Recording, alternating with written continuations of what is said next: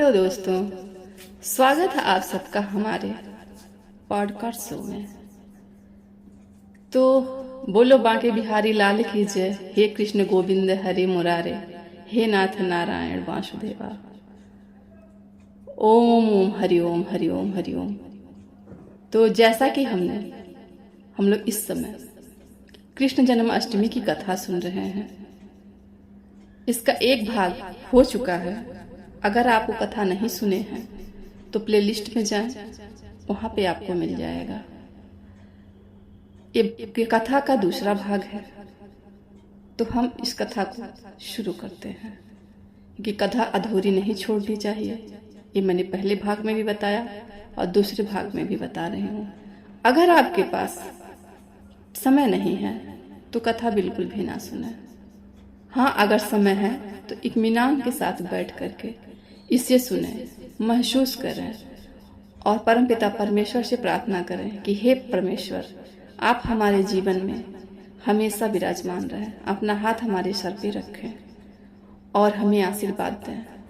तो चलिए हम कहानी को फिर से शुरू करते हैं कि आगे क्या हुआ। नारद ने कहा, हे इंद्र, पाताल में उस बालक से नागराज की पत्नी ने कहा कि तुम यहाँ क्या कर रहे हो, कहाँ से आए हो और यहाँ आने का क्या प्रयोजन है।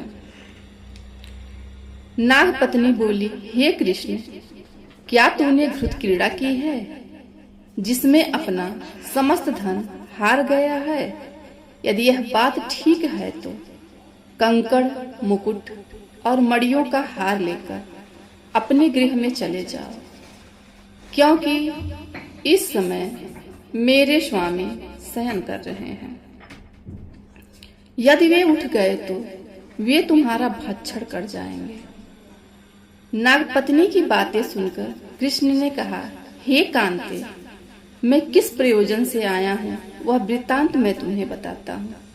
समझ लो, मैं कालिया नाग के मस्तक को कंस के साथ धूत में हार चुका हूँ और वही लेने आया हूँ मैं।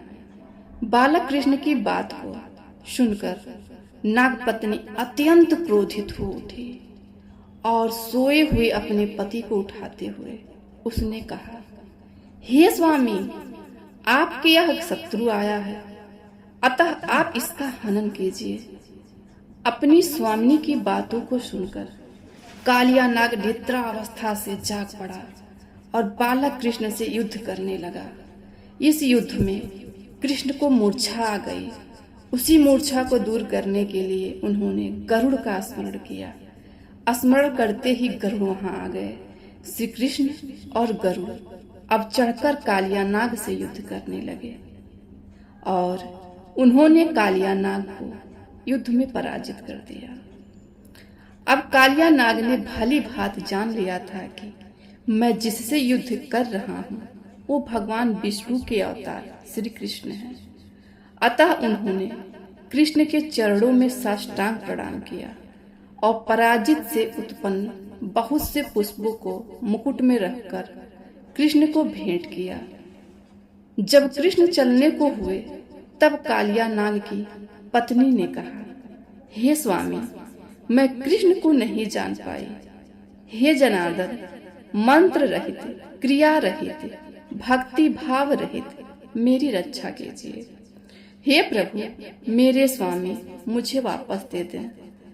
तब श्री कृष्ण ने कहा, हे सर्पिणी, दैत्यों में जो सबसे बलवान है उस कंस के सामने मैं तेरे पति को ले जाकर छोड़ दूंगा, अन्यथा तुम अपने गृह को चली जाओ।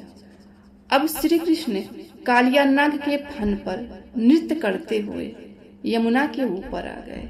हे बांके बिहारी लाल। तदनंतर कालिया की पुकार से तीनों लोग कंपायमान हो गया। अब कृष्ण कंस की मथुरा नगरी को चल दिए। वहां कमल पुष्पों को देखकर यमुना के मध्य जलाशय में वह कालिया सर्प भी चला गया। इधर कंस विस्मित हो गया तथा कृष्ण प्रसन्नचित्त होकर गोकुल लौट आए। उनके गोकुल आने की उगाने पर मशोदा मैया ने विभिन्न प्रकार के उत्सव किए।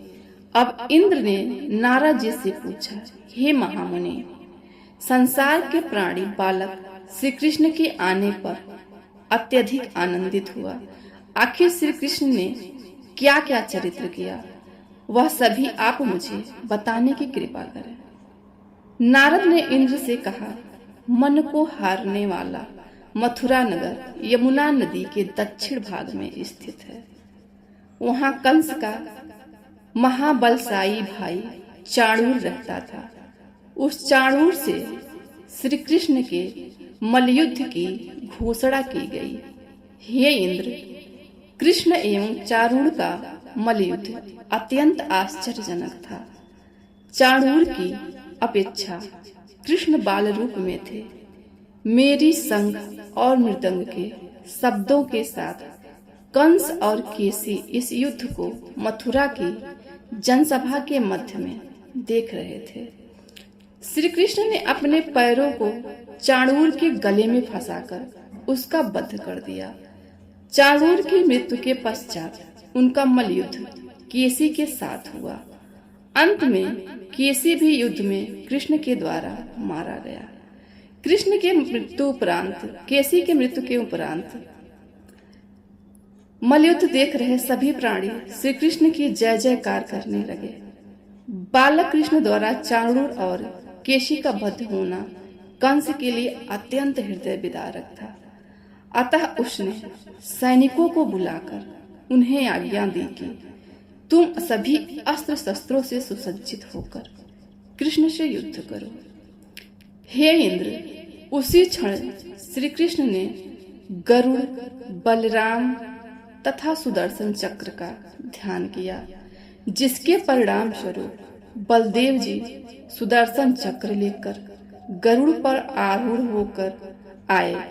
उन्हें आता देख बालक कृष्ण ने सुदर्शन चक्र को उनसे लेकर स्वयं गरुड़ की पीठ पर बैठकर न जाने कितने ही राक्षसों और दैत्यों का वध कर दिया। कितनों के शरीर अंग भंग कर दिए। इस युद्ध में श्री कृष्ण और बलदेव ने असंख्य दैत्यों का वध किया। बलराम जी ने अपने आयुध शस्त्र हल से और कृष्ण के सुदर्शन चक्र से माघ मास की शुक्ल पक्ष की सप्तमी को विशाल दैत्यों के समूह का सर्वनाश किया गया। अब अंत में केवल दुराचारी कंस ही बच गया। तो कृष्ण ने कहा, हे दुष्ट, अधर्मी, दुराचारी, मैं इस महायुद्ध स्थल पर तुझसे युद्ध कर तेरा वध कर इस संसार को तुझसे मुक्त कराऊंगा। यह कहते हुए श्री कृष्ण ने उसके केसों को पकड़ लिया और कंस को घुमाकर पृथ्वी पर पटक दिया, जिससे वह मृत्यु को प्राप्त हुआ। कंस के मरने पर देवताओं ने शंख घोष की, पुष्प वर्षा की। वहां उपस्थित समुदाय श्री कृष्ण की जय जयकार कर रहे थे। कंस की मृत्यु पर नंद, देवकी, वासुदेव, यशोदा और इस संसार के सभी प्राणियों ने हर्ष पर्व मनाया। इसी दिन से सब आजाद हो गए और जन्माष्टमी का त्योहार मनाया जाने लगा। अब हम जानेंगे श्री कृष्ण जन्माष्टमी पूजा विधि। अगर आप कल व्रत कर रहे हैं तो पूजा विधि में क्या क्या करना है, इसे हम जानेंगे। जैसा कि हमने आपको पहले ही बताया था कि इसमें हम पूजा विधि, महत्व, कथा सब जानेंगे। तो अभी अंत में हम पूजा विधि बताएंगे, उसके बाद कथा को समाप्त करेंगे। तो जन्माष्टमी के दिन सुबह जल्दी उठकर घर के मंदिर को अच्छे से साफ कर लें। फिर एक साफ चौकी पर पीले रंग का वस्त्र बिछाएं और चौकी पर बाल गोपाल की प्रतिमा स्थापित करें। इस दिन बाल गोपाल की अपने बेटे की तरह सेवा करें। उन्हें झूला झुलाएं, लड्डू और खीर का भोग लगाएं। रात 12 बजे के करीब भगवान कृष्ण की विधि विधान पूजा करें। उन्हें घी, मिश्री, माखन, खीर इत्यादि चीजों का भोग लगाएं।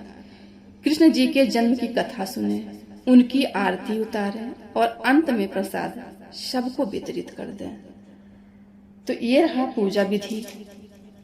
और यही कथा समाप्त होती है। इस जन्माष्टमी की संपूर्ण कथा थी। तो आप दोनों पाठ को सुने, जन्माष्टमी की संपूर्ण कथा का आनंद उठाएं और लड्डू गोपाल से प्रार्थना करें कि आपके जीवन में जो कुछ भी समस्याएं, जो कुछ भी दुख दर्द, व्यापार घाटा, नौकरी, बीमारी, जो भी आपके जीवन में है, सबको खत्म करने की भगवान से प्रार्थना करें। और यकीन रखिए अगले जन्माष्टमी तक आप जरूर देखेंगे कि आपकी सारी समस्याएं खत्म हो गई। लेकिन हाँ, उसके साथ आपकी आस्था कम नहीं होनी चाहिए, आपकी आस्था संपूर्ण होनी चाहिए। आप सब कुछ उन पे समर्पित कर दें और भूल जाएं कि आपके जीवन में कुछ और भी है, वो सब ठीक कर देगा। तो इसी के साथ फिर से हम बोलेंगे राधे राधे, जय श्री कृष्णा।